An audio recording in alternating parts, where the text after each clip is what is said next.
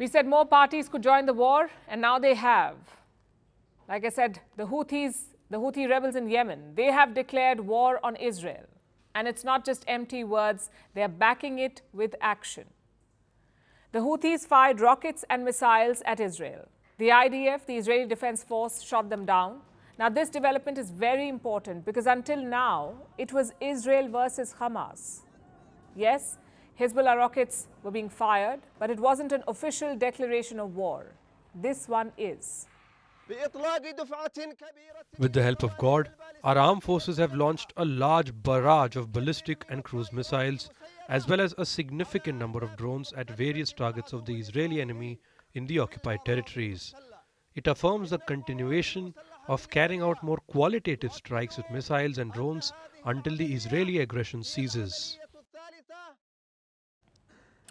Let's break this down for you. Who are the Houthis? Why are they joining this war? How is Israel responding, and what are the risks? Let's start with the first question. Who are the Houthis? The Houthis are a movement based in Yemen. It's a country located in the Arabian Peninsula, right below Saudi Arabia. There is a civil war going on in Yemen as we speak. The Houthis on one side and the UN-recognized government on the other. The government is backed by a number of parties. Chief among them are the United States and Saudi Arabia. They back the government. And the Houthis are fighting them. And so the Houthis hate them, obviously. In fact, their slogan should sum it up. This is the Houthi slogan: death to America, death to Israel, curse the Jews. That's the official Houthi slogan. And do not take them lightly. The Houthis control the Yemeni capital of Sana'a, also 70 to 80% of the population. They have the numbers, they have the battle experience, and they have the weapons.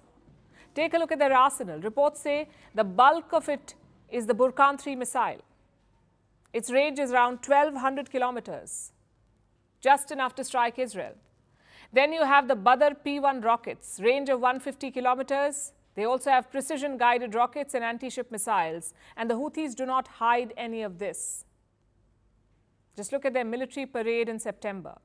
Their arsenal was on full display, which brings us to the second question. Why are they joining this war? Well, the Houthis are rooted in the Shia sect of Islam. And who is the biggest Shia power? Iran. Tehran has been accused of arming and funding the Houthis. They're part of the axis of resistance, like the Hezbollah in Lebanon or the Hamas in Gaza, the Houthis in Yemen. So chances are Iran gave approval for this strike, for them joining the war. It's unlikely that Houthis made this decision without Iranian support. Question number 3. How is Israel responding? Well, the IDF is more than capable of handling the Houthis. On Tuesday, they shot down Houthi drones. They also downed unidentified objects over the Red Sea. Chances are those were Houthi missiles. Israel has also deployed missile boats to the Red Sea. The US also has military assets there. In fact, one of them shot down Houthi drones last month. So Israel is taking all precautions. But the IDF seems clear about one thing.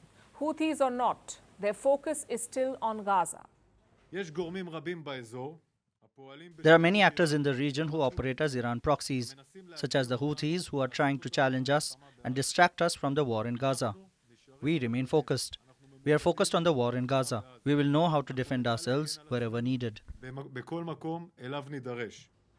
Like I said, the IDF is more than capable, and the Houthis know this. So this declaration of war is more political than military. It does not tip the scales against Israel. But it does send a warning, because the IDF can handle the odd missiles from Yemen. But can they handle missiles from Yemen, Syria, Lebanon, and Iraq? And that's the threat that Iran brings. They have proxies like Houthis all over West Asia. If all of them join this war, it could be trouble. Which brings us to the final question. What's the biggest risk here? A massive spillover. Let me pull that map again for you. Yemen is located to the south of Saudi Arabia. So any Houthi missile crosses Saudi airspace. They fly over Saudi Arabia and Jordan into Israel. That's the shortest route. But what if the missiles fail? What if they land on Saudi Arabian territory? We ask because it has happened before. In 2019, Houthis claimed an attack on Saudi Arabia. Around half of their oil output was temporarily cut. We cannot rule out a repeat. Because like we said, the Houthis are rivals of Saudi Arabia. So the spillover risk is very real. The US could be dragged in, the Saudis could get dragged in, and Iran could emerge from behind the scenes.